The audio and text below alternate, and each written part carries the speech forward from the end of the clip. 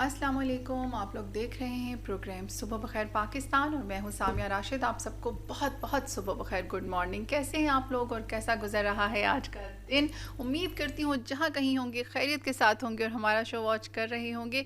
हमारे साथ अभी स्टूडियो में बड़े ज़बरदस्त से गेस्ट भी मौजूद हैं, तो डोंट वरी, आज हम आपको मिलवाने वाले हैं जी। न्यूट्रिशनिस्ट हैं डॉक्टर मोहम्मद उमैर से। आज बात करेंगे हम उनसे ओबेसिटी और डायबिटीज़ पे, क्योंकि ये इश्यूज़ बहुत ज़्यादा चल रहे हैं। हम रोज़ अपने शो का आगाज़ बहुत सारी दुआओं के साथ करते हैं और हमेशा सेहत का ख्याल रखने की बात करते हैं। तो आज हमने सुबह सुबह जो है ना, सबसे पहले सेगमेंट में ही डॉक्टर साहब को बुला लिया ताकि हम उनसे जान सकें कि आखिर किस तरह से हम रह सकते हैं हेल्दी। और डायबिटीज़ का इशू जो है वो बहुत ज़्यादा कॉमन हो रहा है, बच्चों में भी आ रहा है, बड़ों में भी आ रहा है। तो ये सारे सवालात उनसे जानेंगे। सबसे पहले आपको उनसे मिलवाते हैं। अस्सलाम वालेकुम। वालेकुम अस्सलाम। कैसे हैं आप? जी मैं अल्हम्दुलिल्लाह बिल्कुल ठीक। अच्छा डॉक्टर साहब, ये जो मोटापा हो गया, डायबिटीज़ हो गई, आज इसके ऊपर हमने बात करनी है। क्या ताल्लुक़ है आपस में? सबसे पहले तो इसके हवाले से थोड़ा सा बताएं। अच्छा पहले तो ये हमें समझने की ज़रूरत है कि डायबिटीज़ और जो ओबेसिटी है इसका आपस में लिंक, और ओबेसिटी जो है वो स्टार्ट कहाँ से हो रही है। राइट। बेसिकली हमारे मिलावट शुदा जो खाने हैं सारे जितने भी, उनमें प्रोसेस फूड है और ये लेस फिज़िकल एक्टिविटी है, नींद सही से पूरी ना करना, इसी की वजह से हमारी बॉडी के अंदर जो है वो वेट गेन का प्रोसेस जो है वो ज़्यादा होता जा रहा है, जिसकी वजह से वो आगे डायबिटीज़ के साथ लिंक करता है। बेसिकली इसका ताल्लुक जो है ओबेसिटी का इस तरह से है कि आप फिज़िकल एक्टिविटी जब कम करते हैं तो जाहिर है कि आपके मसल को लॉस होता है, या फिर आप फिज़िकल एक्टिविटी कम करें तो एनफ प्रोटीन का इंटेक नहीं करते, जिसकी वजह से आपकी बॉडी जो है वो फर्दर डेफिशिएंसीज की तरफ चली जाती है और आप फिर आगे जो है वो इसकी तरफ बढ़ जाते हैं। तो डेफिनेटली हमारी आज ऑलमोस्ट 33% जो पाकिस्तान की पॉपुलेशन है वो डायबिटिक ऑलरेडी हो चुकी है, जिसमें 10% हमारी जो है वो यंग पॉपुलेशन है। सही।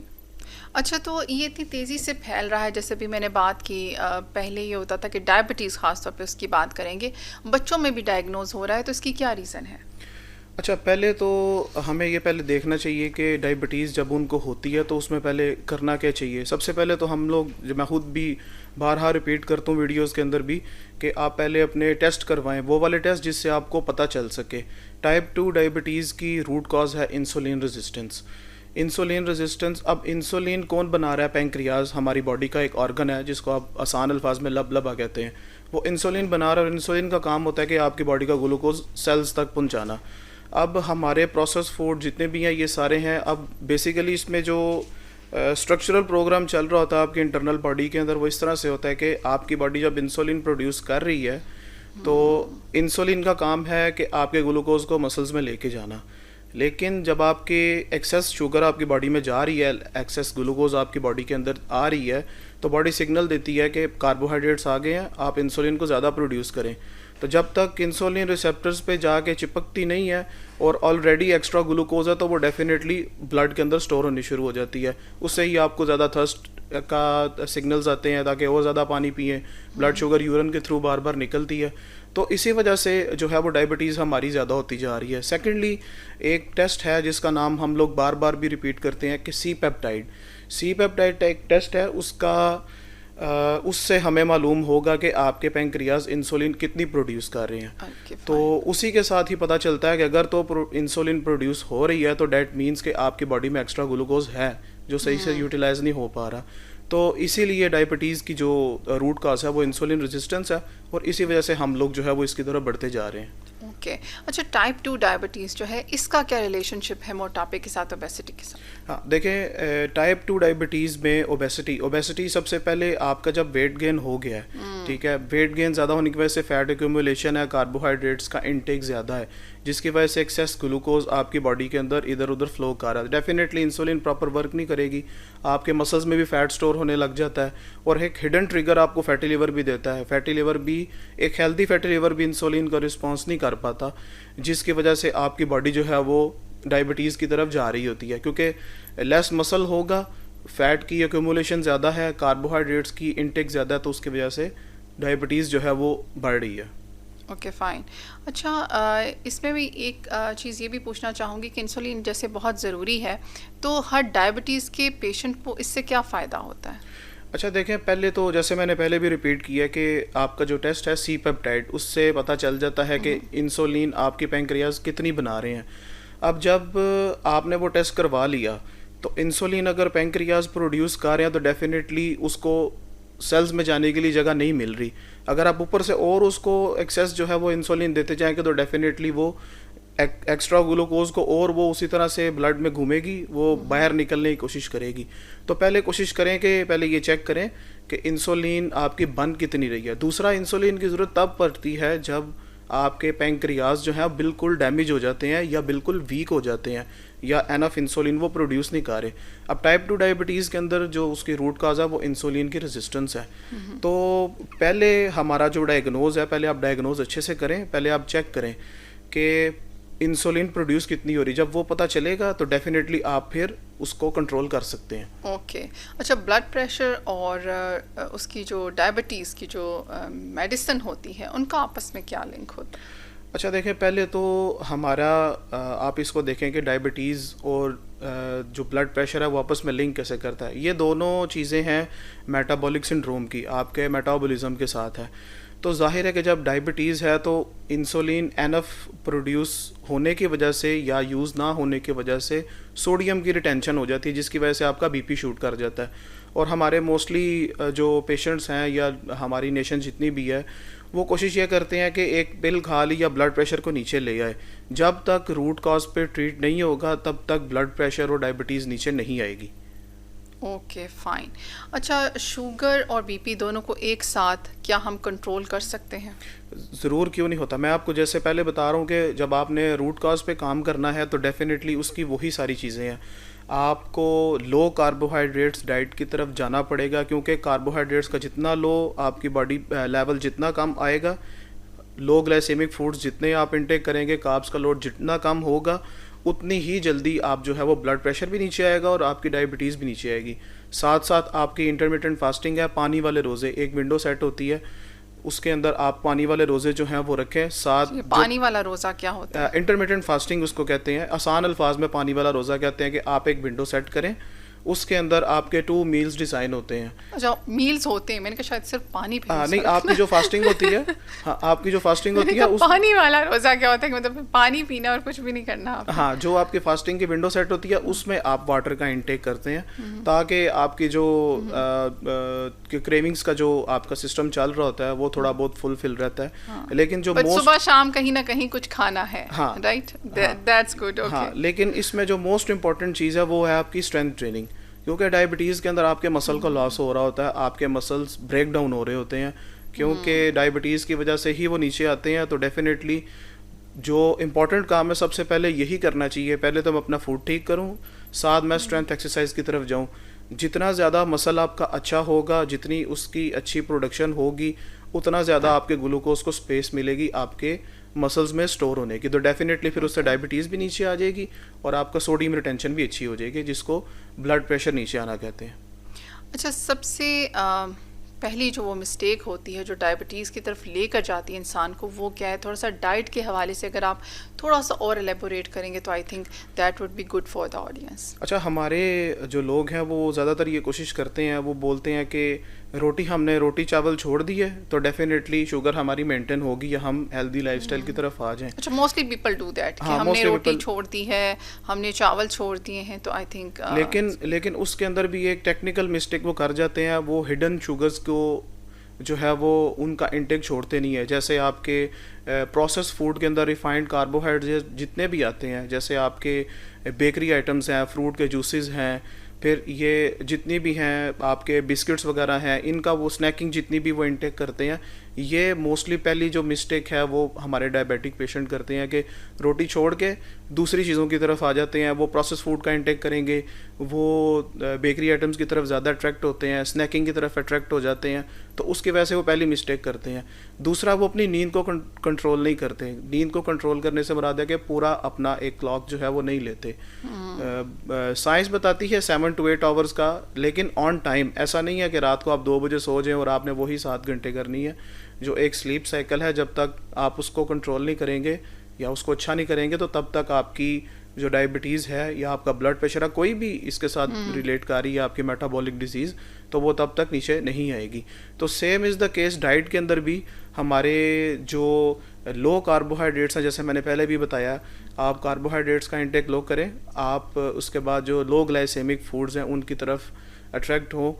मोस्टली हमारे जो लोग हैं वो यही कोशिश करते हैं रोटी छोड़ के फ्रूट्स की तरफ चले जाते हैं, और फ्रूट्स के अंदर भी ऑलरेडी फ्रुक्टोज अवेलेबल होती है। फ्रुक्टोज भी एक शुगर है और जो हिडन ट्रिगर जाता है उसको, तो उसके अंदर भी वो इस तरह से कर रहे होते हैं कि फ्रूट्स का इंटेक कर लेते हैं। लेकिन हम लोगों ने मोस्टली जो है वो फूड्स भी वही सिलेक्ट करने हैं, फ्रूट्स भी वही सिलेक्ट करने हैं जो लो ग्लाइसेमिक फूड्स हों। जैसे आपके ब्लूबेरीज़ हैं, फिर स्ट्रॉबेरीज़ हैं, उनका इंटेक आप कर सकते हैं, लेकिन एक पोर्शन के अंदर। एक सर्विंग जो होती है कि आप एक जो मीडियम है फ्रूट वो इंटेक कर सकते हैं, इसमें कोई इतना इशू नहीं है। लेकिन बारहा फिर वही बात रिपीट कर रहा हूँ कि जब डायबिटीज़ है तो उसके अंदर आप अपनी प्रोटीन की इंटेक अच्छी करें, स्ट्रेंथ एक्सरसाइज करें, प्रोटीन की इंटेक अच्छी होगी, जिसके अंदर आपके अंडे हैं, आपका गोश्त है, जिसमें आपका बीफ है, मटन है, चिकन है, फिश है, वो इट डिपेंड्स अपॉन जिसके ऊपर भी जिसका दिल करता है वो उसका इंटेक कर सकता है। तो उससे वो करेंगे, एक तो उसके उनकी क्रेविंग्स भी कंट्रोल होंगी और दूसरा वो आपकी चीज़ें भी मैनेज होने लग जाएंगी। बिल्कुल। अच्छा, ये वाइट शुगर को बहुत ज़्यादा पॉइजन और हर जगह सोशल मीडिया पे भी अब तो आ रहा होता है, लोगों को बहुत अवेयरनेस आ गई है कि ये एक पॉइजन है, this is the main cause of this disease. तो क्या ये सही है?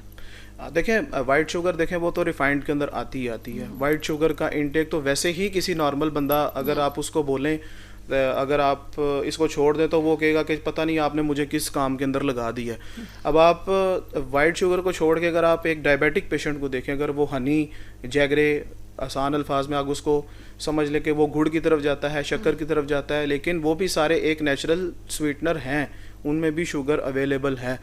तो इसी तरह से अगर आप एक नॉर्मल पर्सन को भी देखें, आप एक डायबिटिक पर्सन को भी देखें, तो आप अपनी जो मील है, जो आपका पोर्शन साइज है, उसको बैलेंस करना सीखें। जब तक आप उसको बैलेंस नहीं करेंगे तब तक आपकी बॉडी अच्छे से मेंटेन नहीं होगी, वो चाहे शुगर हो या चाहे कोई और फूड हो। फूड इटसेल्फ कोई भी बुरा नहीं होता, उसकी इनटेक आपको बुरा बना देती है। आपके डेली बेसिस के अंदर एक आपकी कैलोरी की रिक्वायरमेंट है, आप उसमें अगर कुछ मीठा खा भी लेते हैं, लेकिन आपको इशू तब आएगा जब आप अपनी रिक्वायर्ड कैलोरीज से ज़्यादा एडिशन एनर्जी लेंगे और उसको यूटिलाइज भी नहीं करेंगे। ज़ाहिर है डेफिनेटली आप स्ट्रेंथ वर्कआउट नहीं करेंगे, आप वॉक नहीं करेंगे, तो वो एक्सेस जो है बॉडी में स्टोर हो जाएगी, तो इससे आगे प्रॉब्लम्स काज होंगी। तो यानी शुगर पेशेंट जो होते हैं वो ब्राउन शुगर, गुड़ और ये जैसे हनी हो गया, ये ले सकते हैं ऑल्टरनेट में ले सकते हैं, लेकिन उनके पोर्शन कंट्रोल के अंदर। अगर तो एक पेशेंट है वो डायबिटिक है, उसका HbA1c बहुत ज़्यादा रेज किया हुआ है, तो डेफिनेटली उसको फिर शुगर का कट डाउन करना पड़ेगा। सिर्फ वाइट शुगर, ब्राउन शुगर नहीं, बाकी प्रोसेस फूड जिनमें हिडन शुगर अवेलेबल है, बेकरी आइटम्स हैं, उनको भी उसको कट डाउन करना पड़ेगा।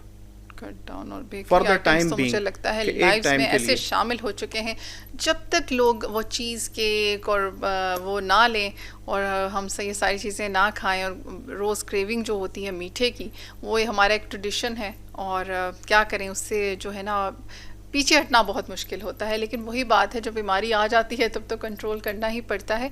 पहले हम शायद थोड़ा सा कर लें तो इन चीज़ों से बच सकें। अच्छा, इसके अलावा आपने वो जो रोज़ा रखने की बात बताई थी, वो मोटापा और डायबिटीज़ दोनों के लिए यानी सेफ साइड होती है? जी, सेफ साइड होती है, हाँ, क्योंकि आपकी जो पानी वाला रोज़ा, मैंने इसे इंटरमिटेंट फास्टिंग बताई है, उसमें आपको फ़ायदा ये होता है कि एक तो साइंस ने भी ये बात रिपीट की थी और बारहा भी उन्होंने रिसर्च में ये बात बताई है कि आप जब स्ट्रेंथ वर्कआउट करते हैं तो उससे आपके मसल्स ग्रो करते हैं, तो मसल्स ग्रो होने की वजह से आपकी बॉडी में इंसुलिन के लेवल्स जो है वो इम्प्रूव होते हैं और सोडियम रिटेंशन इम्प्रूव होती है। लेकिन इसके साथ साथ जैसे आपने बताया है कि ये जो आपकी ओबेसिटी के अंदर या आपकी डायबिटीज़ के अंदर इंटरमिटेंट फास्टिंग कैसे रोल प्ले कर रही है, तो ये इस तरह से है कि आप जब फास्टिंग के अंदर रहते हैं, जैसे आपका एक विंडो सेट है, उसके अंदर आपकी बॉडी आपके एक्सेस फैट्स को यूटिलाइज करती है, उसको यूज़ करती है, जिसकी वजह से आप जो है वो एक हेल्दी लाइफस्टाइल की तरफ आ जाते हैं और आपकी जो वेट है वो भी मेंटेन होता है और बाकी सारी चीज़ें भी इम्प्रूव हो जाती हैं। राइट। अच्छा, अब बीमारी आ गई किसी इंसान को और वो उसके वो फेस कर रहा है और बहुत ट्रबल में है, तो आप बताएं कि अब उनसे उससे क्या निजात पाई जा सकती है? क्योंकि हमने यही सुना है कि जिसको शुगर हो जाती है वो फिर नहीं रिकवरी की तरफ नहीं आता और फिर उसका ट्रीटमेंट ही चलता रहता है, या मेडिसन या मेडिकेशन होती है या फिर वही इंसुलिन की तरफ आ जाता है। तो उसका कोई इलाज ऐसा है कि वो रिकवरी की तरफ आ सकता है, और अपनी लाइफ में क्या वो चेंजिंग्स हैं जिसके साथ वो ये कर सकता है? अच्छा, पहले मैंने भी ये बात रिपीट की थी कि जब आपका डायग्नोज हो गया है, टेस्ट करवाने के बाद आपको पता चल गया कि डायबिटीज़ हो गई है, लेकिन इसमें आपको पैनिक होने की ज़रूरत नहीं है, क्योंकि ये वो चीज़ है जो आपके सिर्फ लाइफस्टाइल ख़राब होने की वजह से है। सिर्फ सेडेंट्री लाइफस्टाइल आपने ठीक करना है, उसमें चंद चीज़ें हैं जो आपने परफॉर्म करनी है। राइट। सबसे पहले आपने अपनी डाइट को ठीक करना है। डाइट के अंदर मैंने पहले भी रिपीट किया कि कार्बोहाइड्रेट्स का इंटेक लो करें, रिफाइंड कार्बोहाइड्रेट्स का। अपना बैलेंस मील बनाएं, प्रोटीन इंटेक अपनी ज़्यादा करें और साथ अपना स्ट्रेंथ वर्कआउट स्टार्ट करें। ये कोई इतना मुश्किल काम नहीं है, आपने अपने लिए 30-40 मिनट डेली बेसिस के अपने लिए निकालने हैं। तो फूड का इंटेक जब बेटर होता है तो उसकी वजह से आपकी जो चीज़ें हैं वो नीचे आती हैं।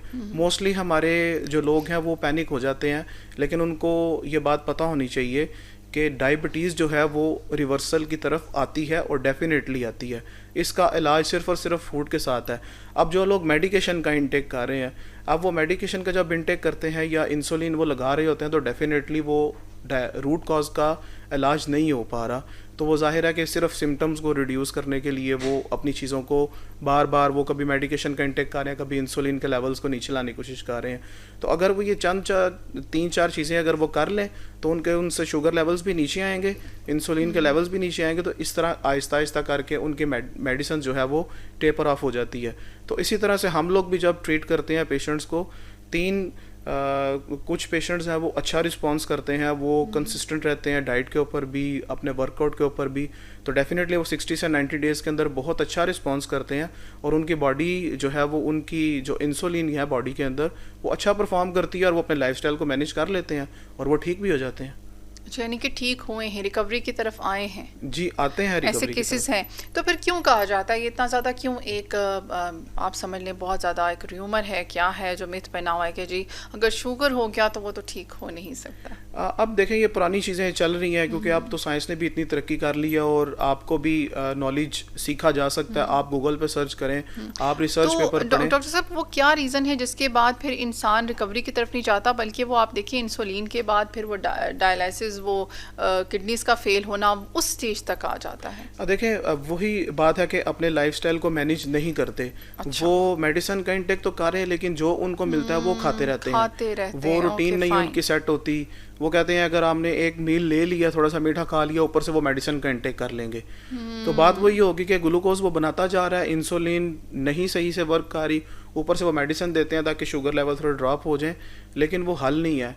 इसी तरह से वो जब फूड का इंटेक करते रहते हैं बॉडी के अंदर ग्लूकोज जमा होती रहती है, जिसकी वजह से एंड पे जाके वो अपनी किडनीज को भी नुकसान पहुंचाते हैं, क्योंकि आपके सोडियम की रिटेंशन है, बीपी का इशू है, ज़ाहिर किडनीज पे लोड है, तो उसकी वजह से सेल्स भी सही परफॉर्म नहीं करते, तो एट लास्ट जाके वो अपने आप को जो है वो किडनी की इश्यूज़ की तरफ ले जाते हैं। ओके, यानी कि वो जो इश्यूज हैं वो इस तरह से होते हैं कि आप अपनी डाइट को कंट्रोल नहीं कर पाते। तो वो डाइट का थोड़ा सा अभी आपने पहले भी बताया, लेकिन थोड़ा सा ये बताएं कि एक जो बच्चा है उसको अब शुगर हो गया है तो वो क्या डाइट लेगा और क्या नहीं लेगा? अच्छा, एक तो पहले देखें कि बच्चे की एज कितनी है। मोस्टली हमारे जो बच्चे कई जो पैदा होते हैं जिनको टाइप 1 डायबिटीज़ होती है, उसके अंदर तो चले इंसुलिन बन ही नहीं ना रही होती, वो तो हमारी बाहर से एक्सटर्नल इनटेक करते हैं इंसुलिन का ताकि उनका एक लाइफस्टाइल मैनेज रहे। लेकिन वो बच्चे जो 15-15 साल के हैं, 12 साल के, जिनको डायबिटीज़ हो जाती है, अब वो बच्चे किसकी तरफ अट्रैक्ट होते हैं? हमारी आजकल की एडवर्टाइजमेंट है, फास्ट फूड है, उसकी तरफ वो ज़्यादा जाते हैं, जिसकी वजह से इन्फ्लेमेशन हो रही है बॉडी के अंदर। इन्फ्लेमेशन की वजह से वो उनका वेट गेन हो रहा है, क्योंकि जाहिर है कि टॉक्सिन्स भी हैं बॉडी के अंदर। तो जाहिर है अब जब उसको डायबिटीज़ हो गई है तो उस बच्चे को भी डेफिनेटली आपको स्टार्ट के अंदर ही उसको करना पड़ेगा, एक एक्टिविटी की तरफ लगाना पड़ेगा। चूँकि वो छोटा है, अभी जिम नहीं अगर वो जा सकता, तो आप उसको किसी ऐसी एक्टिविटी के अंदर लगाएं जिससे वो एक तो अपना वेट भी लूज़ कर सके, जैसे फुटबॉल है, वो क्रिकेट खेले, वो रनिंग करे, वो जॉगिंग करे। ये वो करेगा, साथ उसका जो मील है वो मैनेज करें तो डेफिनेटली वो भी जल्दी कर पाएगा, क्योंकि यंग है, हेल्दी होगा, अंदर से सारे ऑर्गन्स जो हैं वो उसके हेल्दी हैं, तो डेफिनेटली वो नीचे आ जाएगा।